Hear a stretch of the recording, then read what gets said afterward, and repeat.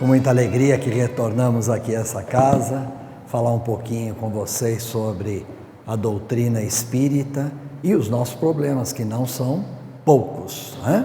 Todo mundo tem de monte. Antes de iniciarmos propriamente dito o tema, é importante a gente fazer uma pequena reflexão sobre como o ser humano olha para os problemas. Isso é variável, nem todos têm o mesmo enfoque, nem todos enxergam da mesma maneira. Isso vai variando de acordo com a pessoa, de acordo com o seu entendimento. Eu sempre digo, nós, nesta encarnação, tivemos o privilégio de ter contato com a doutrina espírita. Isso não nos torna absolutamente melhores do que ninguém, não é nesse sentido, mas isso nos dá a oportunidade de ter um entendimento relacionando os nossos problemas do dia a dia com a doutrina, temos um entendimento um pouquinho melhor. Mas, se nós olharmos como que as pessoas encaram a vida, são das formas mais variadas possíveis, e eu fico sempre indagando como que eu responderia às questões se eu pensasse dessa maneira. Fosse eu, por exemplo, um materialista. Fosse eu um materialista, como que eu imaginaria a vida? A vida para mim seria apenas um início, eu teria um desenrolar durante um período aí, sei lá qual, e morreria. Acabou. Ou seja, a vida para mim, ela seria construída durante esta existência e pronto, eu não teria uma segunda existência. Aí cabe aquela frase que a gente costumeiramente fala, do pó eu vim, para o pó retornarei, né? Então, da matéria eu vim, para a matéria eu retornarei. Essa forma de enxergar a vida, se eu for um materialista, a vida deve ser bastante angustiante. Por que angustiante? Porque se eu tenho só essa vida, só esta oportunidade, como que eu responderia às outras questões relativas ao dia a dia de cada um? Eu fico imaginando, por exemplo, a pessoa nasce numa determinada classe social, então ela não tem uma segunda oportunidade, ela vai ter que conviver daquela maneira. Ou a pessoa nasce e rapidamente ela acaba, por alguma razão, morrendo o seu corpo, evidentemente, morrendo. Qual a razão que ele morreu tão rápido e o outro, qual a razão dele permanecer tanto tempo aqui entre nós? Qual a lógica disso? E eu sempre vou associando com a doutrina, vou tentando pensar de maneira lógica, de maneira racional, e eu não consigo encontrar respostas. Mas esse pensamento é um pensamento que teve um amparo e tem ainda muito grande aqui sobre a humanidade. É um pensamento que se destacou muito, e eu até compreendo, durante o período da Primeira e Segunda Guerra Mundial. Durante esse período aí, foi um período terrível. Eu fico imaginando, eu deitando para dormir, de repente podia cair uma bomba em cima da minha casa e morreu todo mundo, morreu algumas pessoas da minha família. Complicadíssimo, foi um período muito difícil, e nesse período então saem essas colocações, em especial de grandes pensadores, como Jean-Paul Sartre, por exemplo. Sartre foi um defensor do que ele chamou de existencialismo, só que para ele o existencialismo se resume a esta vida, apenas a essa vida. Até compreendemos a sua forma de raciocinar. Por quê? Porque ele conviveu num período muito crítico da humanidade, que foi o período das grandes guerras mundiais. Mas acabou deixando um legado, acabou deixando inúmeros pensadores que até os dias de hoje ainda comungam com esse pensamento. Ou seja, eu só tenho essa vida, eu só tenho essa existência, então eu tenho que sair correndo, aproveitar, fazer o máximo possível, porque eu não vou ter uma segunda existência. Para mim, fica um vácuo, fica devendo respostas a esse pensamento. Enfim, depois vem o pensamento daquelas pessoas que eu diria, de modo geral, são espiritualistas. O que são espiritualistas? Ao contrário do materialista. O espiritualista, ele acredita em Deus e ele acredita na alma. Isso não significa que todo espiritualista seja um espírita.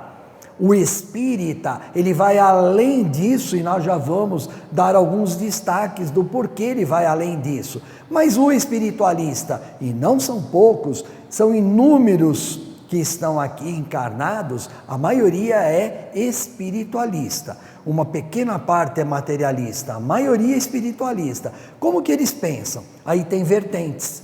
Ele pode pensar de uma forma que a gente conhece classicamente de panteísmo. O que é o panteísmo? O panteísmo, para algumas pessoas, significa que eu acredito em Deus, que eu tenho uma alma, só que de quando eu morrer, esta alma retorna para o Criador, como se ela retornasse para algum local e se unisse a esse todo. Então, fica uma ideia vaga. Parece-me que a sugestão que se dá é que houve um recortezinho, essa alma saiu, viveu junto a um corpo físico, esse corpo físico morreu, essa alma vai lá e gruda de novo nesse todo, né?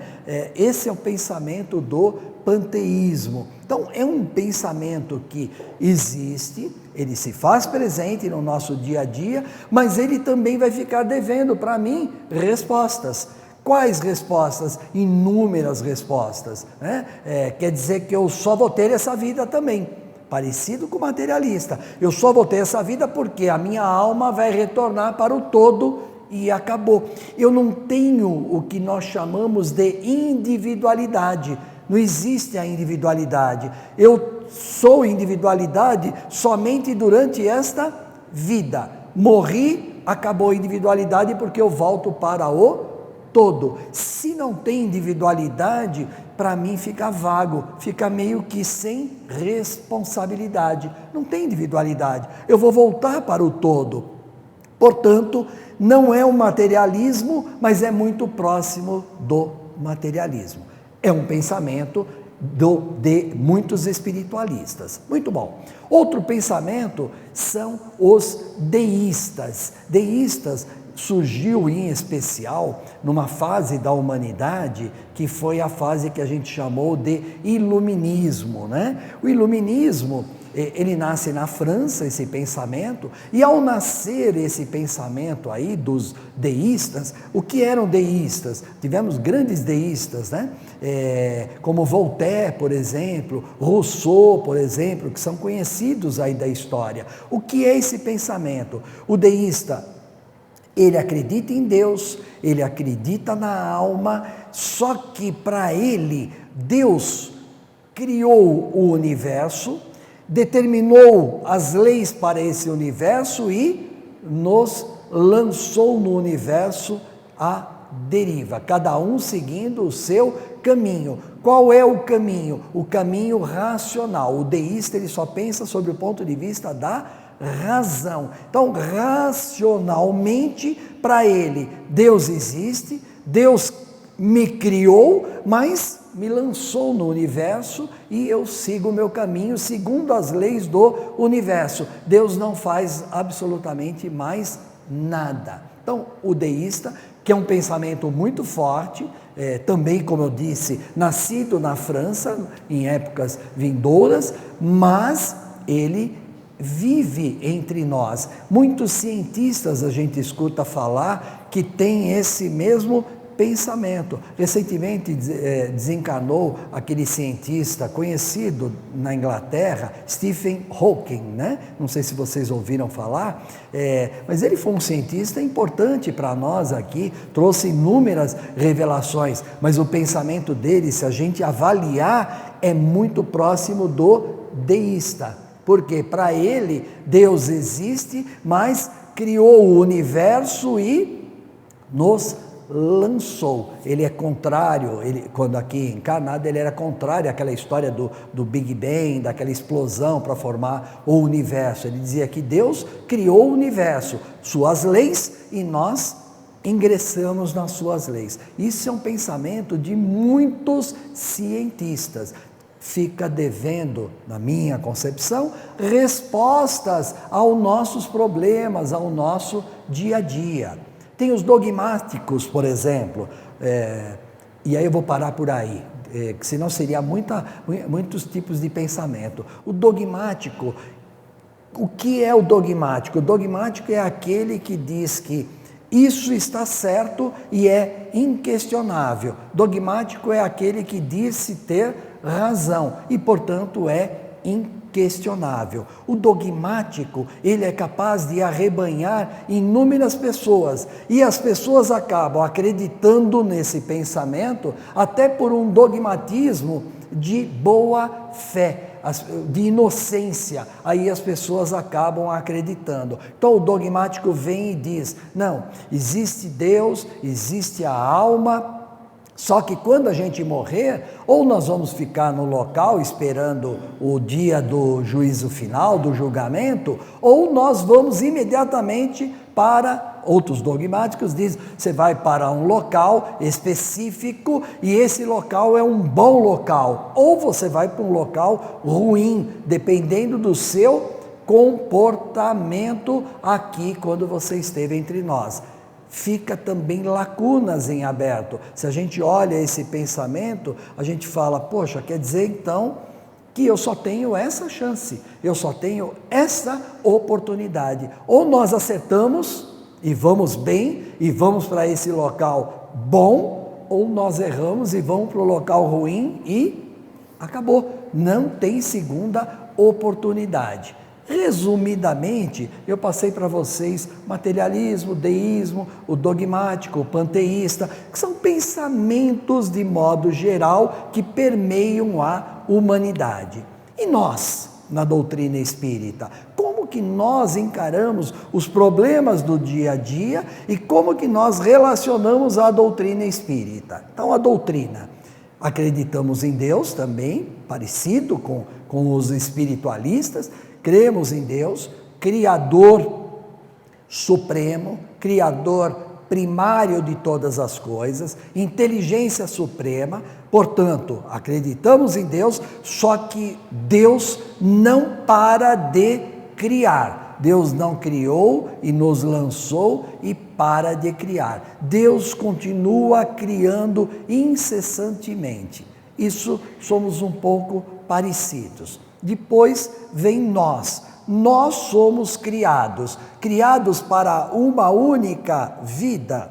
Não, a doutrina espírita nos diz, Deus que nos criou, Ele é benevolente, Ele nos criou com o destino da perfeição, portanto Ele nos criou para nós avançarmos, progredimos, para nós sermos inseridos num progresso constante. Ora, se eu sou inserido num processo constante de progresso, Ele nos cria e nos dá a liberdade de escolher os caminhos. Na hora que Ele me dá a liberdade de escolher o caminho, a gente chama de livre arbítrio, Ele me dá a liberdade de escolha, eu já não me sinto mais uma máquina. Eu não sou uma máquina, eu tenho escolha, eu penso, e ao pensar eu estou fazendo escolhas. Eu posso até escolher não fazer nada, não deixa de ser uma escolha. Eu quero ficar no meu canto, quietinho, não quero conversar com ninguém. Eu escolhi, é uma escolha também. Ou eu vou fazer alguma coisa, é uma escolha. Essas escolhas entram nesse processo que a gente chama na doutrina de liberdade. Eu tenho a liberdade de escolher. Na medida que eu tenho liberdade de escolher, eu vou escolhendo agir segundo as leis de Deus ou contrário às leis. Quando eu vou agindo contrário às leis, eu estou criando o que a gente rotulou como o mal. Então, aí surge o bem e o mal. Quem criou o bem e o mal não foi o nosso Criador, foi nós mesmos. Nós criamos pelas nossas próprias escolhas. Então, não é Deus culpado das coisas más que ocorrem no dia a dia. Não. Quem é o culpado? Somos nós, porque nós temos a liberdade de escolher. Se eu escolher pelo caminho das leis de Deus, seguramente eu estou escolhendo para o bem. Jesus, um espírito muito mais adiantado do que nós, evidentemente, ele nos mostrou isso. O que Jesus fez ao mostrar isso? Ele nos mostrou que nós precisamos agir segundo as leis de Deus para poder alcançar o verdadeiro reino de Deus. Ele falava, obviamente, naquela época, sobre parábolas, que era a maneira de ser compreendido, mas ele ia falando e também ia agindo. Ele não só falava, ele falava e agia. Se ele agia conforme as leis de Deus, Jesus o tempo todo agiu para o bem, segundo os nossos conceitos, porque ele nunca agiu contrário a nenhuma lei de Deus.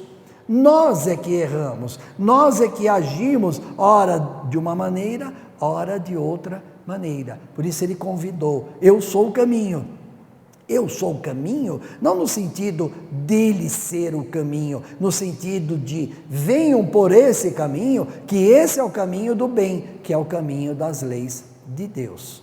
Mas temos liberdade, fazemos essas escolhas, ora para o bem, ora para o mal, só que nós entramos num processo chamado de progresso. Eu tenho que progredir, eu tenho que evoluir.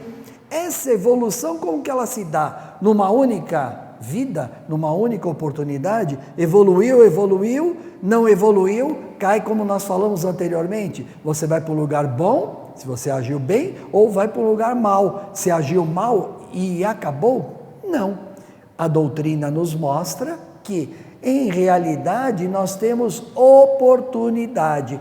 Esta encarnação, esse momento que estamos aqui vivendo, é uma das muitas oportunidades que o nosso Criador nos proporcionou. Ele nos proporciona a oportunidade de encarnar e de me autodesenvolver. Eu tenho que me desenvolver, eu tenho que buscar elementos necessários ao meu próprio crescimento. Se eu não buscar os elementos, e quando eu falo buscar os elementos, é buscar conhecimento. Eu vou buscar o conhecimento, ao ir de encontro ao conhecimento, o conhecimento me levará ao progresso naturalmente. Eu tenho duas formas de buscar o conhecimento: ou vou via intelecto, ou vou via moral. Eu preciso dos dois, eles não funcionam separadamente. Eu preciso dos dois juntos, trazendo para o meu espírito, para que eu possa retornar numa outra encarnação, e nós vivemos o processo de reencarnações. Eu retorno a uma outra reencarnação, e retorno como? Retorno exatamente do ponto que eu encerrei essa, né? É mais ou menos assim: eu encerro um ciclo, eu inicio um novo ciclo. Perdi tudo o que eu fiz? Não se perde nada. Tudo está depositado em nós mesmos, na nossa memória, no nosso espírito. Eu vou só angariando, eu vou crescendo e vou reencarnando. Alguns pensadores, né, na história chegaram a imaginar que nós pudéssemos reencarnar em animais, né? E isso a doutrina mostra. Não pode reencarnar em animal, porque se o meu espírito assim o fizesse, eu não estaria progredindo, eu estaria evoluindo, e não existe o mecanismo de retrocesso dentro do progresso natural do espírito. Então, nós vamos sempre reencarnar no reino humano, que é onde nós nos encontramos. Outra dica que a doutrina nos deu: não existe só este planeta. Vocês não estão sozinhos. Seria maravilhoso, né? Só o planeta Terra e não tem mais nada. Não existe. Observe que a ciência, gradativamente, ela vai encontrando, ela vai vendo a amplitude desse universo e a própria ciência vai ficando chocada, porque ela acha que tem um limite e nunca chega no limite. Sempre vai encontrando novas matérias, e ela vai encontrando essas matérias, ela está procurando o quê? Encontrar em algum local pessoas, só que a ciência comete um equívoco, porque ela procura esta forma aqui, ela procura o humano como está aqui na Terra, não vai encontrar o humano como está aqui na Terra. Por quê? Porque os planetas também têm a mesma escala de evolução. Nós evoluímos, os planetas também evoluem. Portanto, há muitas moradas na casa do meu Pai. Jesus nos disse isso. Realmente há muitas moradas e nós vamos de tempo em tempo exercitando e tendo a oportunidade de mudar de morada. Eu mudo de uma morada para outra de acordo com a minha evolução. Eu preciso evoluir. Enquanto eu tiver numa mesma faixa vibracional, numa mesma forma de pensar, eu fico preso a este planeta Terra. Planeta Terra é um planeta que não é um planeta primitivo, um dos piores, mas também está longe de ser um dos melhores. Isso já nos sinaliza que nós temos ainda muito que caminhar, temos que avançar, temos que buscar esse progresso. Aí eu vou para os meus problemas. Ora, eu olho os meus problemas no dia a dia. Quais são os meus problemas? Eles são diferentes dos outros? Eles podem ser diferentes, mas no fundo, eles acabam se interligando. Por que vai se interligando? Porque nós estamos no mesmo planeta, nós só estamos em famílias consanguíneas diferentes, mas o planeta que nós vivenciamos é o mesmo. Portanto, a gente acaba presenciando, por exemplo, pessoas falarem: poxa, eu eduquei os meus filhos iguais. Isso a gente escuta no nosso lar e em vários outros lares. Observe, são problemas diferentes, é claro, porque são espíritos diferentes, mas a essência, observe como ela é muito próxima. Criei os meus filhos iguais, só que cada um seguiu uma forma diferente de pensar. Claro, a doutrina espírita nos esclarece isso. Os filhos, eles têm características físicas parecidas conosco, físicas da matéria, mas os espíritos são diferentes. Cada espírito é diferente do outro espírito. Não se herda característica do espírito. Não tem como eu passar as minhas características morais para a outra pessoa só porque é meu filho. Eu posso ensiná-lo, eu posso orientá-lo, eu posso desejar educá-lo. Agora, a absorção disso cabe a ele, não se passa por um gene ou porque é do mesmo sangue, percebe? Então, matéria, sim. Então, vai nascer, eu sou calvo. Lógico, os meus filhos têm a tendência de ser calvo, porque meu pai era calvo. Então, isso é matéria. Matéria tem hereditariedade. Espírito não tem essa hereditariedade. A gente se aproxima, a gente está próximo um do outro, em especial nas famílias, por razões de crescimento, de evolução. Por isso que um filho sai de uma forma, o outro de outra maneira. A criança nasceu e morreu jovenzinho, porque nós temos aquela ideia de padrão, né?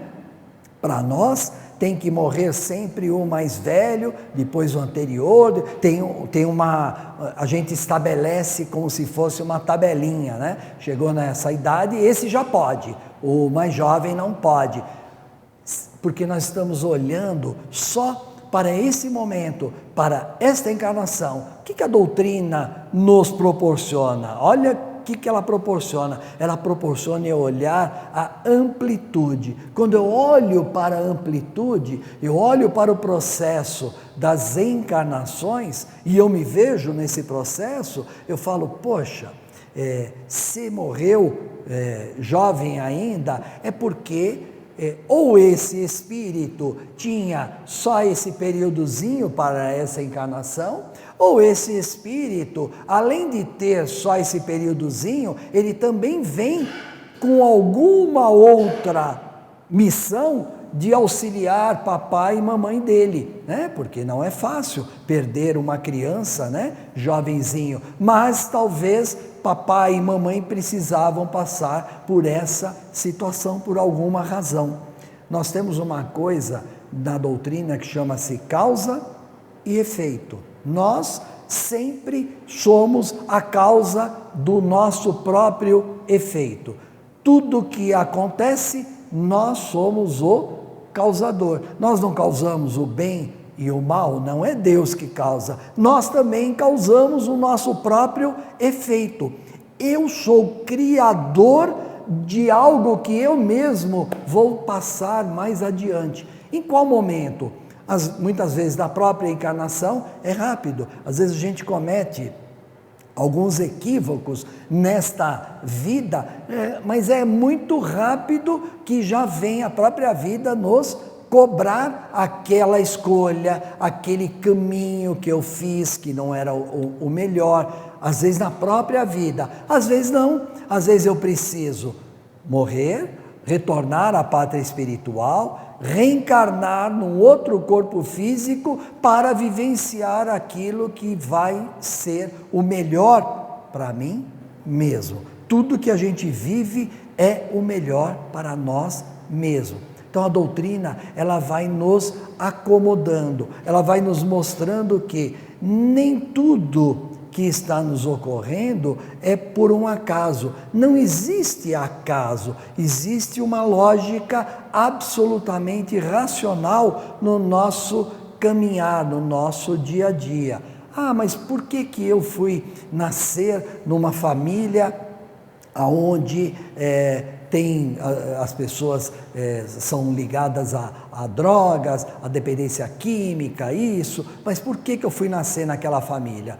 A doutrina explica isso com a maior clareza, e eu dei um exemplo bem drástico para ficar mais fácil da gente já entender a nossa própria condição. É porque eu pedi para encarnar naquela família. Nós escolhemos o gênero da nossa encarnação.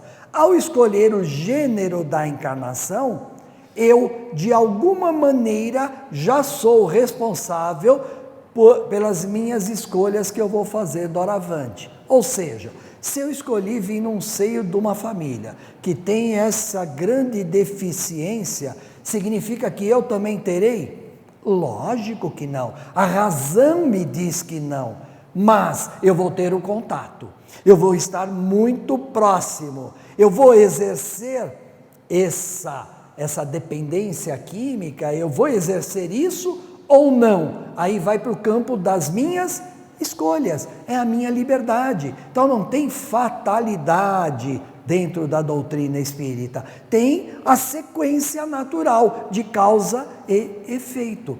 Eu escolho, se eu escolhi, eu causei algo, vou gerar um efeito.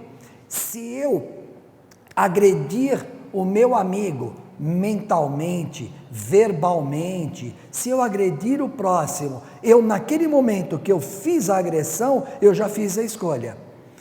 A partir daquele momento, isso vai gerar um efeito. Pode gerar ódio, pode gerar mágoa, pode gerar inúmeras coisas que eu naquele primeiro momento não vou meio que compreender, mas lá na frente, nesta mesma vida ou numa outra encarnação, eu vou compreender.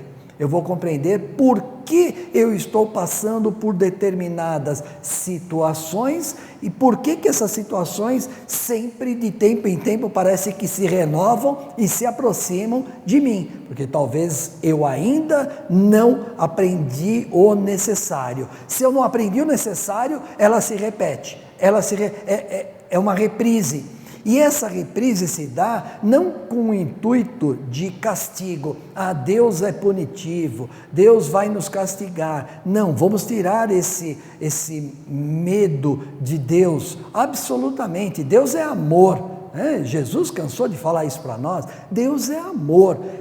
Amor, Ele ama igual todos nós, não tem distinção. Então, tirando isso da mente, eu começo a olhar para o dia a dia e compreender algumas coisas, Tive a oportunidade, nesta encarnação, por exemplo, de ter um corpo perfeito, pelo menos até essa idade que eu cheguei, o meu corpo está perfeito. Eu consigo andar com as minhas pernas e reclamo que o meu carro está velho, que eu tinha que comprar um carro novo.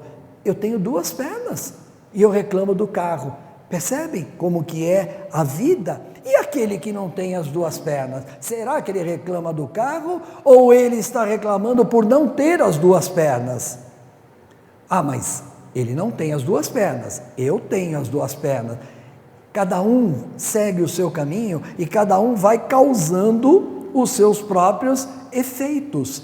Isso é a nossa vida. Isso é a maneira que a gente se aproxima. E a gente vai se aproximando dos outros dessa forma. E ao nos aproximar dessa forma, a gente vai passando, é meio que uma empatia, Não tem pessoas que a gente está do lado e se sente extremamente bem. O inverso é verdadeiro. Tem pessoas que estão ao nosso lado, parece que a pessoa não falou nada, não me ofendeu, mas parece que não dá liga, Por que isso? Porque são espíritos que pensam exatamente diferentes. Há um choque de ideias, um choque de opiniões.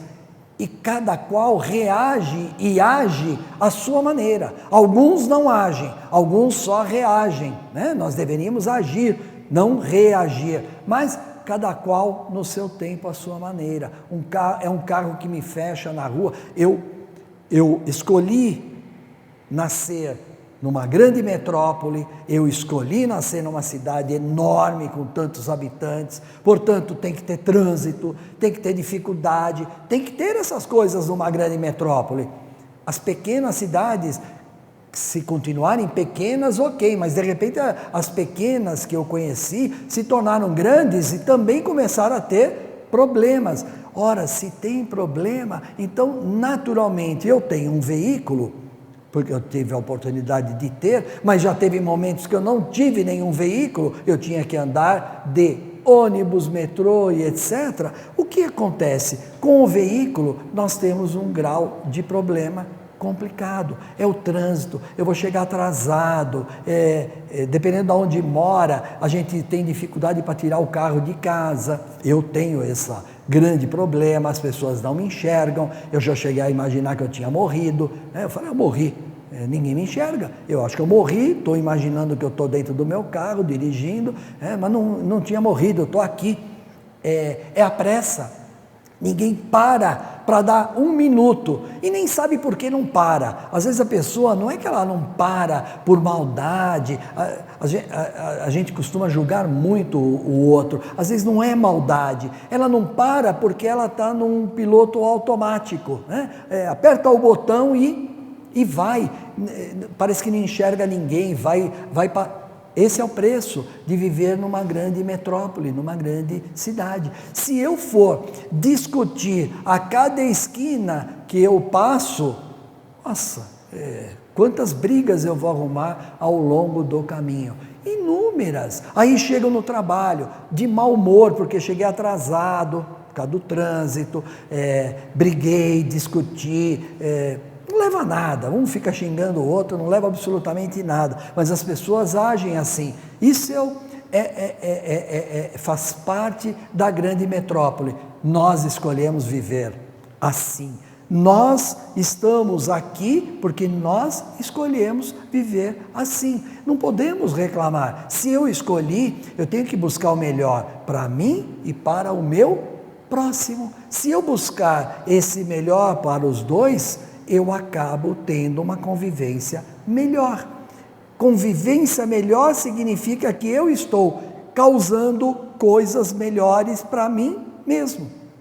Tudo que eu faço, eu estou fazendo no fundo, para mim mesmo. Eu estou educando o filho, está educando, perfeito, está orientando, ótimo, mas é para mim mesmo também. Por que para mim mesmo? Porque se eu não fizer isso por eles que estão tão próximos de mim, como que eu vou começar esse laboratório educacional? Se eu não sou capaz de fazer sequer dentro do meu lar, como que eu vou fazer na rua com aquele que me deu uma fechada? Né? Será que eu vou ter a ação, não reação, a ação de pedir desculpa para ele, mesmo eu estando certo? Se eu fizer isso, pedir desculpa estando certo, façam isso. Sabe o que vai acontecer? Desarmou a pessoa. Claro, ela não esperava, ela esperava que você reagisse, né? Você não reage, você pede desculpa, aí a pessoa fala, poxa, mas eu que estou errado, e ele que está me pedindo desculpa, acabou, cada um segue o seu caminho, ela com o problema dela, com a consciência dela, e eu com a minha consciência. Isso é exercício da convivência. Olha o preço que nós pagamos por morar numa grande metrópole. Fila para isso, fila para aquilo, fila para tudo nós temos. Deficiência aqui, deficiência ali, em todos os setores. Esse é o preço que nós pagamos. E aí nos testa o quê? Paciência. Será que nós temos paciência? É um teste. O tempo todo estamos sendo testados. A vida é cheia de problemas e dificuldades, mas nós estamos sendo testados o tempo todo. Todos os dias tem os boletinhos lá, as contas para pagar. Todos os dias tem. Esse é o preço de viver numa grande metrópole. Eu quero ter uma melhor internet, eu quero ter uma TV por assinatura, eu quero ter... Ok, você quer ter? Tem um preço tudo isso daí. Isso não significa que vai vir espontaneamente. Tudo tem um preço. Se essas coisas têm um preço, que de lá a nossa convivência, ela tem um preço. Nós escolhemos passar por isso. Nós estamos passando exatamente por tudo aquilo que nós escolhemos. Escolhemos a família, escolhemos a profissão, escolhemos, e ao escolher a profissão, por exemplo, já vai significar inúmeras situações que nós vamos vivenciar, né? E aí a pessoa escolhe a profissão. Eu, por exemplo, fui bancário muitos anos, 30 anos, imagina como eu mexi com dinheiro. Todo mundo quer dinheiro. Eu mexi com ele de maneira de ver muitos zeros na minha frente. Nada me pertencia, nada, absolutamente nada. Eu zelava pelo aquilo que era dos outros.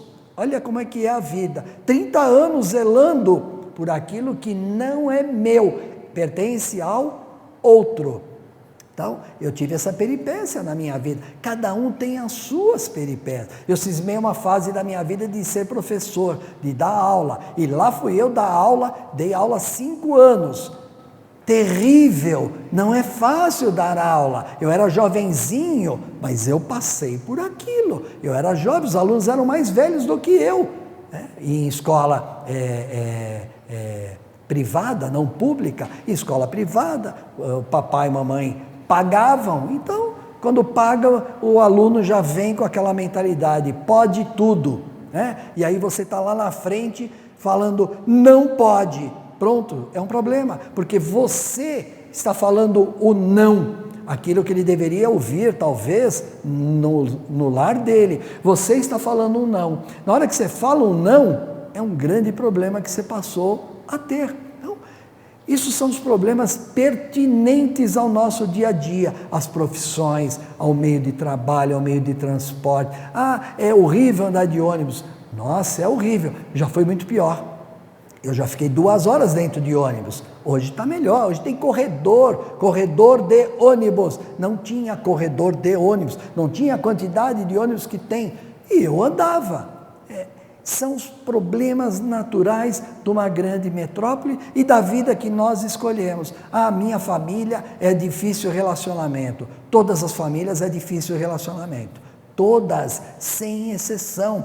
Mas aquele, o meu vizinho, parece que eles são diferentes. Não são, são exatamente iguais. Eles podem não representar, não demonstrar, porque a gente só vê a aparência. A aparência engana. A gente olha para a pessoa e vê a aparência, porque nós vivemos na matéria. Na matéria, eu vejo a cor da roupa, eu vejo o cabelo, eu estou vendo a aparência. Comece a olhar o espírito da pessoa. Na hora que você olha o espírito, de fato você começou a querer conhecer a pessoa. Tira a aparência. A aparência é um rótulo. Olha que carro lindo que ele tem. Aparência. Como que ele comprou aquele carro? Já pagou? Você pagaria o que ele está pagando? Você aguentaria pagar o que ele está pagando? É aparência isso daí, é uma ilusão. A gente se ilude com esse mundo das aparências. O que a gente tem que buscar efetivamente, que é o que a doutrina nos sugere sempre, é buscar a compreensão espiritual. Na medida que eu vou compreendendo espiritualmente, eu entendo a pessoa que pensa como materialista. Eu a entendo, porque eu penso espiritualmente, eu começo a entendê-la. Eu entendo aquela pessoa dogmática, aqueles dogmas da fé, que ainda faz isso, faz aquilo. Eu a entendo.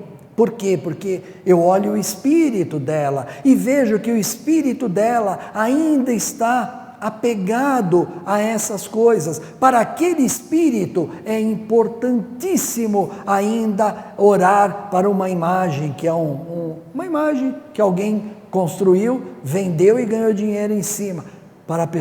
Mas para a pessoa é importante aquilo, percebe? Essa questão da importância a gente vai compreendendo. Tem uma linha de pensamento chamado pragmatismo. Os pragmáticos são exatamente assim. Eles não são nem contra nem a favor a Deus. Eles dizem para você: Deus te faz bem? Faz. Se te faz bem, continue acreditando. Orar te faz bem? Se te faz bem, continue orando. O pragmático é aquele que só pensa no resultado das coisas. E a gente começa a entender, né?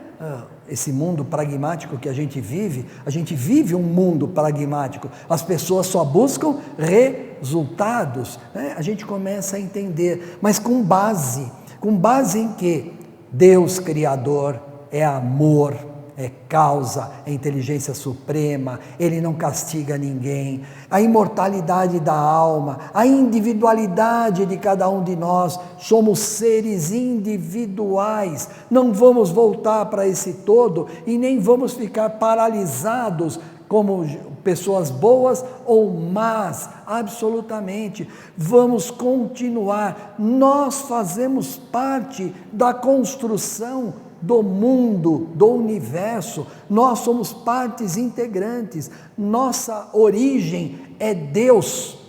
Se a nossa origem é Deus, e Jesus disse isso claramente, somos todos iguais perante a Deus, somos irmãos perante a Deus, somos irmãos. Terrível quando eu escuto essa frase. Por que terrível? Porque ela é fácil quando eu olho para o outro, difícil quando eu olho para dentro de mim mesmo.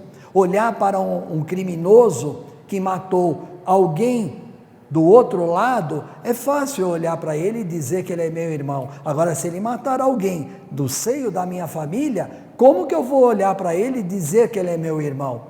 E o pior, que é irmão. Por que ele é irmão? Porque ele também foi criado do mesmo Pai.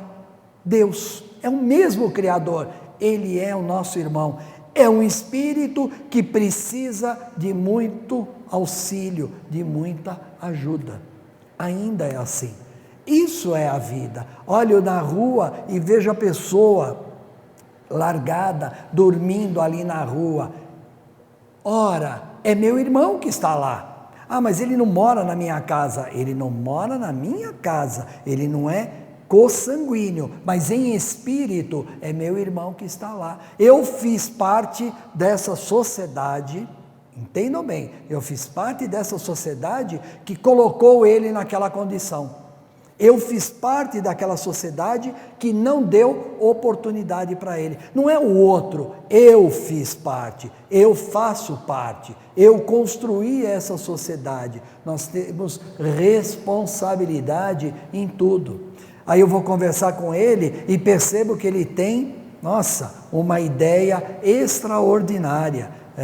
Poxa, da onde ele traz essa ideia? É que nem as crianças. Eu vi, quando foi, acho que essa semana, ou semana passada, ou essa semana, eu não lembro aonde que eu vi, em qual canal, mas eu vi dois jovenzinhos que nunca entraram numa escola tocando piano. Tem um local lá no Rio de Janeiro, não lembro que jornal eu vi, se eu lembrar eu falo, senão vocês pesquisem, que eu vi, eu tenho certeza. Um local no Rio de Janeiro, colocaram um piano e deixaram à disposição, quem quiser senta e toca. Isso é um hábito pouco usado aqui no Brasil, mas mais utilizado fora do Brasil. Colocaram ali o piano, e não é que dois jovens que nunca entraram numa escola de piano, sentaram e um deles, olha, me arrepia, um deles sentou e ele falou para o repórter que ele criava a música espontaneamente, na hora. Eu olhei para mim, eu falava, poxa, eu não sei nem tocar o do, ré, mi, fá lá, eu teria dificuldade.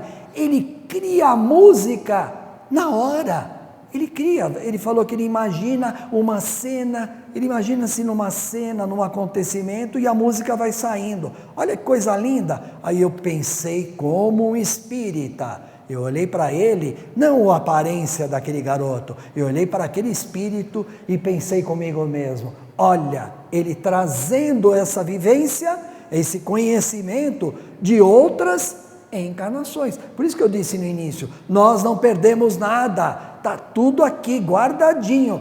Ele trouxe isso de outras vidas, com certeza, e ao trazê-la, ele colocou em prática. Isso a doutrina explica para nós com a maior tranquilidade, com a maior serenidade. Isso são as chamadas ideias inatas, elas já nos pertencem. Nós não somos uma tábula rasa, como muitos querem dizer. Tábula rasa é quando você nasce zerado. Nós não somos isso. Nós temos ideias inatas. O que são as ideias inatas? É a nossa memória que a gente traz de outras vidas. Não é lindo, não é maravilhoso? Mas só a doutrina pode me dar uma explicação lógica e racional para o menino dessa condição. Isso vale para inúmeras coisas. A doutrina vai nos explicando. Na hora que ela me individualiza, na hora que ela me dá responsabilidade, na hora que ela me mostra que Deus não é castigo, Deus é amor, mas é oportunidade. É amor, mas Ele quer que eu caminhe. Ele não vai caminhar para mim. Deus é mais ou menos que nem o papai ensinando os filhos a andarem de bicicleta, né? Não coloca lá sentadinho, no começo a gente vai segurando, aí chega uma hora, você larga, aí o filho está lá na frente, está segurando? Está segurando, Você tem que até aumentar o tom de voz para que ele imagine que você está segurando, você já não está mais segurando. É assim Deus, Ele nos cria, nos dá a liberdade e nós vamos escolhendo, mas Ele sempre nos chama a atenção, siga as minhas leis, atenção para as minhas leis. Aí eu retorno à pátria espiritual e falo, poxa, eu não tive atenção às suas leis, me dá uma nova oportunidade, lhe dou uma nova oportunidade. Aí você começa todo o processo de preparo para uma nova encarnação. Isso tem lógica, isso tem racionalidade, não ficam as peças soltas. Aí eu começo a entender, por que eu nasci nessa família? Então eu estou na família certa, na hora certa. Não tem ninguém errado na nossa família. Às vezes a gente fala, parece que não é. Todos que estão lá, estão por alguma razão. Sogro, sogra, cunhado, todos, a família são todos, né? Não precisa só morar debaixo do mesmo teto, é a família, todos fazem parte de um processo de evolução, e por alguma razão nos encontramos, né? A grande forma para a gente se reencontrar é agredir o próximo. Agrida o próximo, deixe o magoado, sabe? Cria aquele mecanismo de ódio. Pronto, vamos nos encontrar. Porque o amor e o ódio têm uma linha muito tênue que os separa, né? Ambos têm o poder de atrair. Deitem à noite, se a gente brigou com alguém, se qualquer coisa, ele não sai da nossa cabeça. A cena volta, a gente fica lembrando, a gente fica falando, poxa, eu deveria ter falado aquilo, eu podia ter respondido. Fica na mente, não é um amor, é uma mágoa, é um ressentimento, mas está aqui, ó, não sai, toda hora repete aquela cena, é igual o amor. Então, amor e ódio, eles caminham muito próximos um do outro. A linha é muito tênue que separa, mas nós é que escolhemos se eu escolho o amor ou se eu escolho o ódio.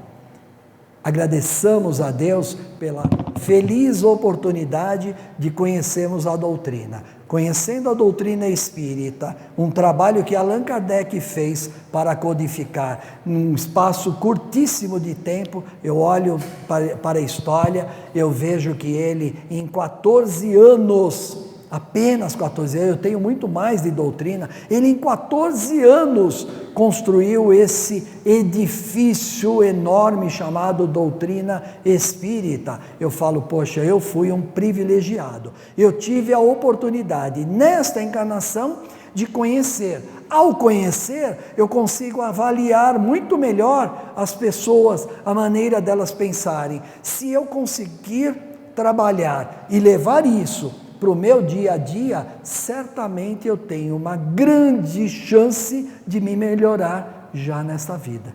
Que todos nós possamos assim conseguir, tá bem? Muito obrigado a todos, viu?